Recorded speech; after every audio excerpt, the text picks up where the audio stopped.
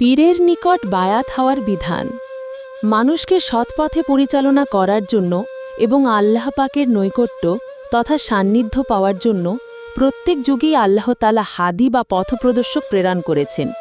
নবীদের যুগে ওই সময় নবীগণই উম্মতের হাদি বা পথপ্রদর্শক হিসেবে পৃথিবীতে আবির্ভূত হয়েছেন। এছাড়া প্রত্যেক কওমের জন্য হাদি বা পথপ্রদর্শক রয়েছেন মর্মে কুরআন থেকে জানা যায়। আল্লাহ পাক ইরশাদ করেন, ওলি কুল্লি কাউমিন হাদ, অর্থ প্রত্যেক কওমের বা সম্প্রদায়ের জন্য হাদি বা পথপ্রদর্শক রয়েছেন। কিন্তু নবীদের বা নবুয়াতের দরজা বন্ধ হয়ে গেলেও হাদিগণের যাওয়া আসার পথ বন্ধ হয়ে যায়নি। মহানবী সাল্লাল্লাহু আলাইহি ওয়াসাল্লামের পরে যুগ যুগ ধরে আউলিয়া কেরামগণই হাদি বা পথপ্রদর্শক হিসেবে ভূমিকা রেখে আসছেন। আর এই আল্লাহর অলিগণকেই পীর হিসেবে গণ্য করা হয়।